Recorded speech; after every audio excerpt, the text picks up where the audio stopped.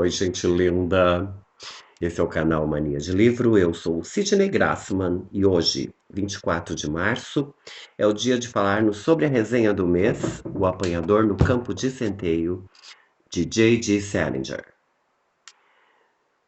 que era um livro que eu estava ansioso para ler. Estava ansioso realmente porque eu adoro esse autor e, e todo mundo já conhece esse livro de ouvir falar, né? Eu estava bastante ansioso para ler e meio que me desapontei, né? Achei ele bastante chato e quando ele já estava entrando para o seu final, ele começou a ficar surpreendentemente bom. Eu comecei a entender melhor, a gostar do personagem, que no começo eu realmente não gostei, do Holden, personagem central dessa obra. Mas aí já estávamos no seu final, né? Então, é um livro que me deixou assim com uma certa ambiguidade em relação a ele. Eu acho que se vocês lerem, talvez vocês percebam da mesma forma que eu, ou não. Tem muita gente que ama esse livro, tem muita gente que odeia esse livro. Eu posso dizer que eu odiei os primeiros capítulos. Aí depois eu fui. O meu queridíssimo amigo Matheus, que é seguidor desse canal, bem que tentou me avisar, né, Matheus? O Matheus achou esse livro meio chato, ele tentou me avisar. E depois ele disse: não é nenhuma Consul. E eu respondi isso no Instagram, né? Ah, mas sendo uma Brastemp já tá bom, mas não é nem Consul, nem Brastemp, é uma geladeira usada que o Brick não quer mais, colocou na calçada. Ela também não é pra tanto. Ele é um livro que depois que você entende melhor as motivações do Holden, que você entra na cabeça desse menino, porque ele é um adolescente, tem tudo isso também, tem a questão da linguagem, tem inúmeras camadas que a gente precisa vencer até chegar na essência da história. E depois que a gente consegue tudo isso, claro que eu estou falando apenas da minha percepção, da experiência que eu tive. Depois que se faz tudo isso, que se adentra de verdade na história, você começa a gostar do Holden, a entendê-lo melhor e a compreender a história. E finalmente, mas aí, gente, faltava assim coisa de 50 páginas para terminar o livro. Finalmente eu reconheci o Salinger. Eu falo isso porque o Salinger é um dos autores que eu mais gosto na vida. Ele é um autor assim que eu tive um grande impacto quando eu li, apesar de que eu não li muito do Salinger, ele também não escreveu muito, tem pouca coisa dele em português. Mas assim, quando eu conheci o Salinger, foi através do seu livro Franny e Zoe. E eu não sabia direito o que eu ia encontrar. Eu acho que eu peguei esse livro pela sinopse, que me pareceu muito interessante, né? A relação de dois irmãos em que a irmã está tendo uma crise de depressão e também uma crise espiritual e o irmão a ajuda. E eu não imaginava, nem poderia imaginar o quanto eu iria gostar desse livro. Eu amei, amei o estilo, o jeito como ele faz todo o entrosamento entre as personagens. E foi um livro que me arrebatou. Eu comprei inclusive a edição em inglês e a edição em português, fui lendo assim as duas, porque o meu inglês é extremamente silábico, e eu amei, amei, amei. Depois comprei o Nove Histórias, que são os contos do Salinger, e aí eu fui vendo assim que ele utiliza os mesmos personagens, é a família Glass, existem sites especializados na família Glass, é uma família interessantíssima, dos Estados Unidos, o Salinger é americano. Esse livro é respeitadíssimo, né, é um baluarte da literatura americana, mas do Nove Histórias eu só li o primeiro conto, que é incrível, é fantástico, e é sobre um dos membros da família Glass. Então eu tinha um pouco de expectativa, em relação ao Apanhador no Campo de Centeio, né. Isso aqui foi publicado sob a forma de romance em 1951, mas antes ele já havia sido publicado no esquema do folhetim, que era uma coisa que eu acho que nem existe mais, né, uma história que é publicada em pedacinhos, como se fosse uma série, na verdade é uma série, em jornais ou revistas, e foi assim que o Apanhador no Campo de Centeio veio ao mundo, em pedaços que foram publicados em folhetins entre 1945 e 1946. Portanto, é uma história que quase esbarra na Segunda Guerra Mundial. Mas em romance mesmo, livro, nesse formato físico, somente em 1951. É um livro, fiz bastante anotações sobre ele. Ele tem 253 páginas, é publicado pela editora Todavia, que é uma editora muito boa, eu adoro. A tradução é do Caetano Galindo, que cada vez mais está sendo reconhecido como um excelente tradutor. O Caetano Galindo também fez uma tradução do Proust, se eu não estou enganado, mas acho que foi ele. Essa última que surgiu. Então, ele foi publicado em 1951, essa minha edição é de 2019. E aqui nós vamos conhecer o Holden Caulfield, que é um adolescente.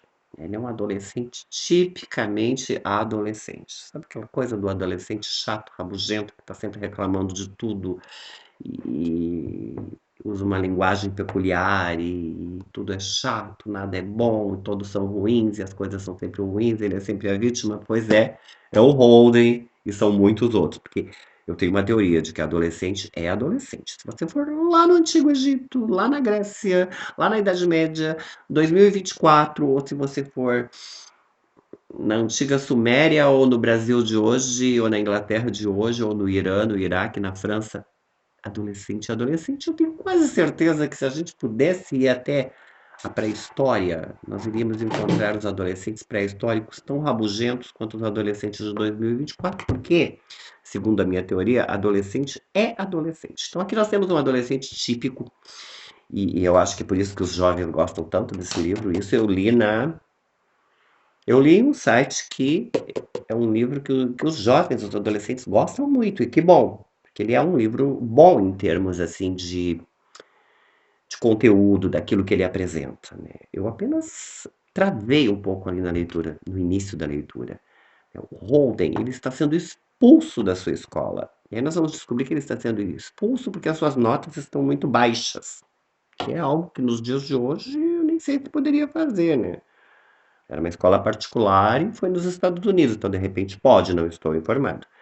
Mas eu sei que aqui no Brasil você não pode convidar um aluno a se retirar só porque suas notas estão baixas. A gente aposta no aluno até no último minuto. Mas enfim, estamos em 1951, ou talvez até antes.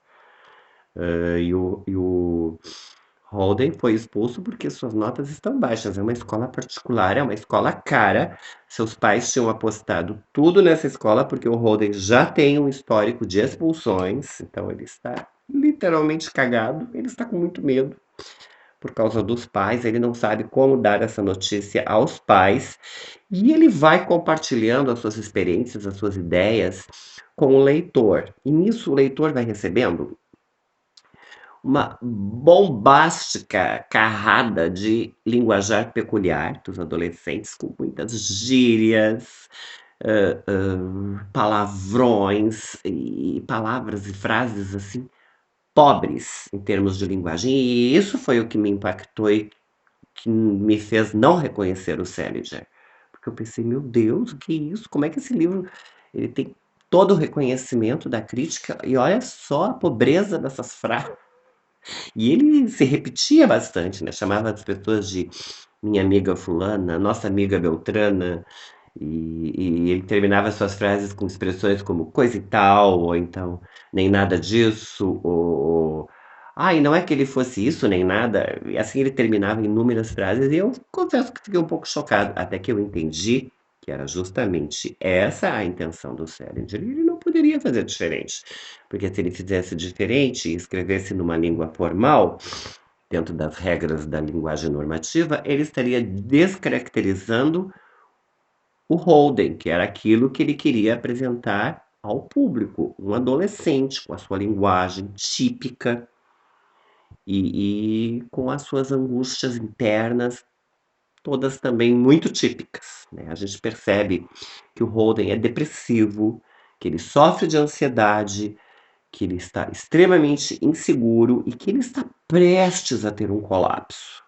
um colapso nervoso. Ele, inclusive, no início da trama, fala que ele dá a entender que ele está internado. Isso nas primeiras páginas, acho que na primeira página, ele dá a entender que está internado. Daqui de onde eu falo, ele diz. E ele vai compartilhando aqui. E aí ele vai fazendo assim inúmeras críticas, tanto à sociedade como um todo, a sociedade americana daquela época, as pessoas de um modo geral, né? Então ninguém presta, todo mundo tem N defeitos, o colega de quarto é isso, o colega do outro quarto é aquilo, todo mundo é babaca, todo mundo. Mas ele também aponta para si mesmo e também é um juiz bastante severo consigo mesmo. Mas aos poucos o leitor vai pegando assim um pouco de ranço desse Holden, porque ele não tem uma vida ruim, ele tem uma vida boa do ponto de vista financeiro e ele tem vários privilégios, mas ele parece que só enxerga dentro da rabugice dele os defeitos de todo mundo, dele mesmo, da vida, das coisas. Nada está bom e ele vai prosseguindo e explicando as coisas para o leitor. E ele chega no L, que é o seu irmãozinho. O L faleceu. E aí ele vai compartilhando com o leitor. E aí a gente vai começando a entender melhor o Holden.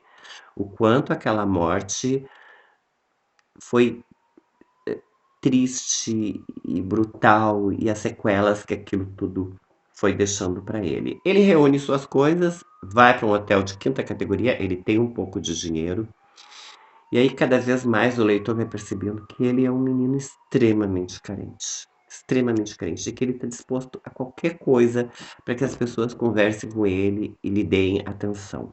Inclusive ele contrata lá no hotel, e foi ali que eu comecei a gostar dele. No hotel ele contrata uma prostituta sem nem mesmo ter visto a prostituta. Simplesmente o ascensorista ofereceu a prostituta para ele e ele aceitou.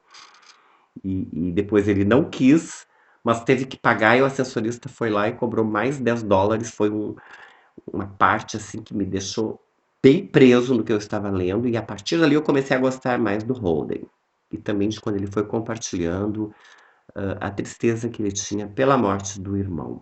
Ali eu fui entendendo ele melhor. Eu fui reconhecendo o Salinger. Eu fui vendo que eu é que estava enganado. Que o Salinger estava usando a linguagem que era apropriada para essa obra aqui. É um livro que eu me felicito por ter lido, porque chega um momento em que a gente vai ter que pegar o apanhador no campo de centeio. A gente vai precisar disso, porque ele é um clássico, faz parte da vida, né? Mas não é um livro que eu leria novamente, sinceramente, nunca mais. Ele é cansativo em vários momentos, ele está dentro do meu cronograma, então eu levei mais ou menos 5 dias para ler esse livro, 50 páginas por dia, cinco dias. E foram 5 dias, assim, pelo menos os 3 primeiros, pesados, né? É uma leitura que eu fazia com dificuldade. Mas, por favor, gente, não se desestimulem com as minhas palavras. Lembre-se que isso é apenas a opinião de uma pessoa. Vai chegar um momento que você também vai querer ler esse livro. Talvez você pense diferente. Talvez você goste do livro, talvez você odeie. Aí talvez você sinta mais ou menos o que eu senti. Lembre-se sempre que cada experiência de leitura é única. Ele também vai compartilhando com o leitor a sua carência. Ele praticamente implora, ele telefona o tempo todo para antigos amigos, namoradinhas, colegas. Ele implora que o encontre em um certo bar ou lancheria, onde ele vai pagar uma bebida. Ele praticamente implora que as pessoas conversem com ele, lhe deem alguma atenção. Ele demonstra assim, uma imensa carência. E cada vez mais o leitor vai percebendo que ele está muito perto de um colapso. O título da história é parcialmente explicada quando ele explica para sua irmã Phoebe. Ele vai até a casa, conversa com Phoebe, mas os pais não estão em casa. Ainda não é o momento dos pais saberem que ele está fora da escola. Ele vai voltar para o hotel. Mas ele explica para Phoebe, sua irmã, quando ela lhe pergunta o que ele gostaria de ser quando crescer, que ele gostaria de ter uma profissão totalmente diferente de tudo que existe. Ele gostaria de ser o apanhador no campo de centeio, que as crianças estariam correndo livres pelo campo e que ele as apanharia quando elas estivessem próximas demais do abismo. Holden, sendo Holden, não poderia ser um médico, um arquiteto, um advogado. Ele tem que ter uma profissão totalmente inusitada, né? Ele gostaria de ser o apanhador no campo de centeio. Bem no final, ele diz que, na verdade, ele não pode ser, porque é ele quem está precisando ser apanhado, é ele quem está muito perto do abismo, e aí a gente vai entendendo por quê. O clímax dessa história para mim foi o professor Antolini, que me deixou muito chocado. Ele não pode mais ir para o hotel porque o dinheiro está chegando ao fim. Então ele decide ligar para o seu ex-professor Antolini, que é um professor de quem sente uma profunda admiração, um grande respeito. É um professor que ele ama de paixão por ter sido um exemplo muito positivo na sua vida. Ele liga para o professor, conta mais ou menos a sua história e o professor concorda em hospedá-lo. O professor é casado, vive com a esposa, que, se eu não me engano, também é professora. São pessoas acadêmicas, ligadas à cultura e ao conhecimento. O professor mora em um apartamento. Holden vai até lá, o professor o recebe com muito carinho, e ali o leitor já vai vendo que, apesar de tudo isso, o professor não é assim tão perfeito, porque ele está sempre com um copo na mão, tem um pezinho no alcoolismo. E aí o Holden vai dormir no sofá da sala e quando ele acorda, eu vou ter que dar um spoiler.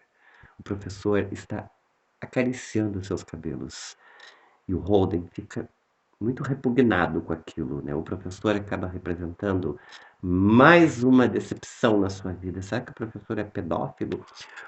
O Salinger não explica isso.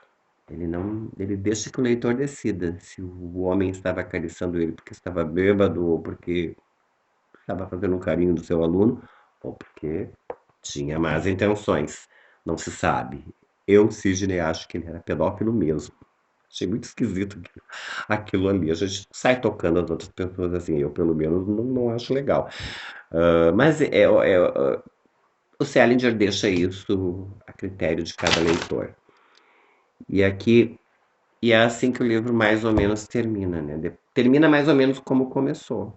Com o Salinger, não, com o Holden explicando por que ele está em um certo lugar e como as coisas foram se desenvolvendo. É uma história assim que ela forma um círculo, né? Começando em um ponto, concluindo naquele mesmo ponto. Ali eu fui reconhecendo que esse realmente é o Salinger, né? O que me desapontou um pouquinho talvez tenha sido o próprio Holden. Espero que vocês tenham gostado. É isso, gente linda. Essa foi a resenha de março, o apanhador no campo de centeio. A resenha de abril será essa aqui. Eu ainda não comecei a ler, isso aqui vai para o meu cronograma de abril. Confissões de um Inglês Comedor de Ópio, de Thomas de Quincey. Eu acho que vai ser um livro muito bom. Eu acredito que vai ser um livro muito bom. Thomas de Quincey vai compartilhar conosco as vivências que ele teve com essa droga, o ópio. Isso está marcado para o dia 21 de abril. E na semana que vem, dia 31 de março, nós vamos nos encontrar aqui para falarmos sobre O Som e a Fúria de William Faulkner. Um beijo no coração de todo mundo e até a semana que vem.